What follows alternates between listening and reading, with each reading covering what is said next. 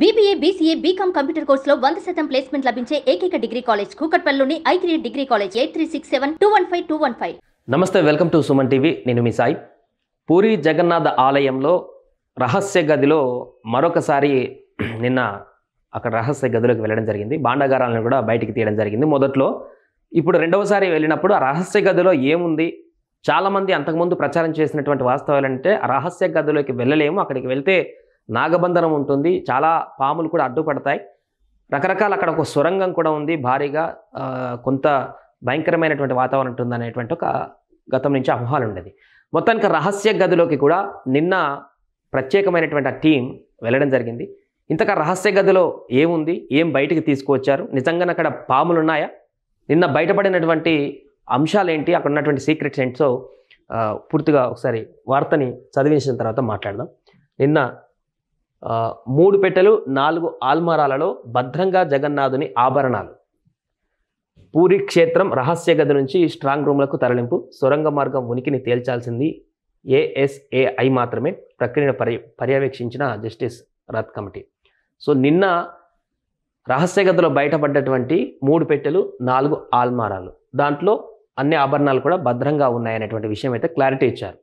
So పూర్తిగా చూద్దాం. కోట్ల మంది ఉత్కంఠగా ఎదురు చూస్తున్న ఒడిశాలోని పూరి జగన్నాథ్ రత్న భాండాగారం రహస్య గదిని 46 ఏళ్ల తర్వాత గురువారం తెరిచారు. భారీ పెట్టెలు ఆల్మరాలలో ఉన్న స్వామివారి ఆభరణాలు తాత్కాలికంగా స్ట్రాంగ్ రూమ్లకు తరలించారు. రాష్ట్ర ప్రభుత్వం జస్టిస్ విశ్వనాథ్ రథ్ అధ్యక్షతన ఏర్పాటు చేసిన 11 మంది సభ్యుల సమక్షంలో ఉదయం 9:51 గదిని తెరిచారు. సాయంత్రం 5:15 వరకు దశల వారీగా సంపాదనను స్ట్రాంగ్ రూమ్కు చేర్చారు. ఈ సందర్భంగా ఉదయం 8 నుంచి భక్తుల ప్రవేశాలు నిలిపివేశారు. ఆలయం లోపల స్నేక్ హెల్ప్ లైన్, ఓడ్రాఫ్ జనాలను సిద్ధంగా ఉంచారు. హైమాస్ట్ దీపాలు, గ్యాస్ కట్టర్లు, ఆక్సిజన్ సిలిండర్లు తీసుకువెళ్లిన వాటి అవసరం రాలేదని అధికారులు తెలిపారు. సాయంత్రం 6 గంటలకు వెలుపలకు వచ్చిన జస్టిస్ రథ్ శ్రీక్షేత్ర పాలనాధికారి అరవింద్ పాడి ఈ వివరాలను వెల్లడించారు. సో అక్కడ ఎలాంటి ఇబ్బంది లేకుండానే, అంటే స్నేక్ క్యాచర్స్ కూడా తీసుకెళ్లడం జరిగింది, అలాంటి ఇబ్బందులు కూడా ఏం లేకుండానే పూర్తిగా తెరిచారు. మిగతా చూద్దాం. రహస్య గదిలో పెద్ద పరిమాణంలో 3 పెట్టెలు ఉన్నాయి. వాటిలో 2 కలప, 1 స్టీల్వి, అలాగే 4 భారీ సైజు ఆల్మారాలు ఉండగా వాటిలో 3 కలపతో 1 స్టీల్తో చేసినవి. వాటిలో చిన్న కంటైనర్ తరహా పెట్టెల్లో అయితే స్వామివారి ఆభరణాలు ఉన్నాయి. వాటి వివరాలు బహిర్గతం చేయకూడదని ప్రతిజ్ఞ చేసినందున మేము వెల్లడించడం లేదంటూ కూడా చెప్తున్నారు. అంటే చిన్న తరహా కంటైనర్ తరహా పెట్టెల్లో స్వామివారి ఆభరణాలు ఉన్నాయి. అవి డీటెయిల్స్ ఏంటి, ఏం ఆభరణాలు ఏంటి అనేటువంటి బహిర్గతం చేయలేమనేటువంటి విషయాన్ని ఇక్కడ స్పష్టంగా చేస్తున్నారు.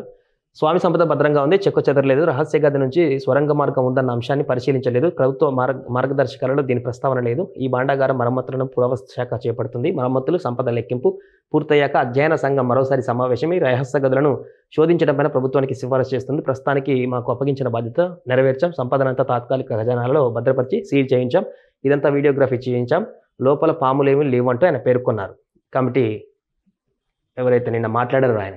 సో అక్కడ పాములు అయితే ఏమీ లేవు, ఎలాంటి ఇబ్బందులు కూడా ఏర్పడలేదు. ఇదంతా గతంలో జరిగినటువంటి ఒక పుకార్ అనేటువంటి విషయం అయితే స్పష్టమైంది. రహస్య గదిలో వీళ్ళు చాలా క్లియర్గా వెళ్ళి సేఫ్గా ఆ భాండాగారాలను ఉన్నటువంటి పెట్టెలన్నీ తీసుకొని ఆభరణాలను లెక్కించి వీడియోగ్రఫీ చేసి సేఫ్గా దాన్ని తీసుకొని రావడం జరిగింది. అయితే ఇంకొకటి అయితే సొరంగ మార్గం అక్కడ ఒకటి ఉంది, అక్కడి నుంచి ఎక్కడికో దారి ఉంది అనేటువంటి అంశానికి సంబంధించి అయితే వీళ్ళైతే ఒక క్లారిటీ ఇవ్వలేదు. ఇంకా క్వశ్చన్ మార్కే పెట్టారు. ఎందుకంటే అది పురావస్తుకు సంబంధించినటువంటి ఆ డిపార్ట్మెంట్కి సంబంధించిన అంశం. మాకు అప్పచెప్పింది ఏంటంటే ఈ ఆభరణాలకు సంబంధించింది కాబట్టి అంతవరకు మా పరిధికి పూర్తి చేసాం, ఇంకా దాని గురించి మేము ముందు స్టెప్ వేయలేదు అని చెప్పేసి.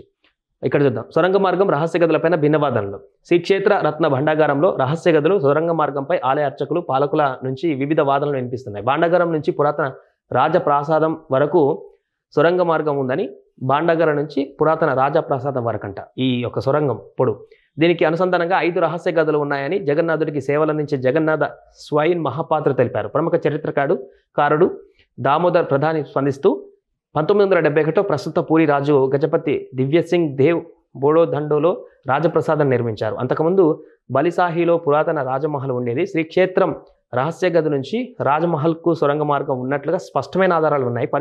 పరిశోధిస్తే వాస్తవాలు వెలుగులోకి వస్తాయని అన్నారు. దీనిపైన దివ్యసింగ్ దేవ్ స్పందిస్తూ సొరంగ మార్గం ఉనికి ASI నిర్వహించే లేజర్ స్కానింగ్లో తేలుతుందంటూ కూడా చెప్పారు. అంటే వీళ్ళు చెప్పేదాని ప్రకారం ఏంటంటే ఆ రహస్య గదిలో ఉన్నటువంటి సొరంగ మార్గం ద్వారా ఉన్నటువంటి రూట్, రాజప్రసాదం వరకు ఉన్నటువంటి ఆ రూట్లో మధ్యలో కొన్ని రహస్యమైనటువంటి ప్రాంతాలను, గదులను ఏర్పాటు చేశారు. ఆ గదులలో కూడా ఇంకా భారీగా ఆభరణాలు, ఈ యొక్క నిధులు ఉండేటువంటి అవకాశం ఉన్నాయనేటువంటి ఒక ప్రశ్నను తలెత్తుతుంది. ఆ రహస్య సొరంగ మార్గాన్ని కనుక కనుగొంటే, అందులో కనుక వెళ్ళగలిగితే, ఆ వెళ్ళేటువంటి దారిలో కనుక ఎక్కడైనా రహస్య గదులు ఉంటే అవన్నీ కూడా తెలుసుకుంటే దీని గురించి ఇంకా స్పష్టత వచ్చేటువంటి అవకాశం ఉంది. ఇప్పటికే గతంలో ఉన్నటువంటి ఈ యొక్క పుకార్లు కానీ నిజాలే కానీ, ఇప్పుడు పాములు ఉన్నాయి అక్కడ భయంకరంగా వెళ్తే చనిపోతారనేటువంటి వార్తలు గతంలో వచ్చాయి.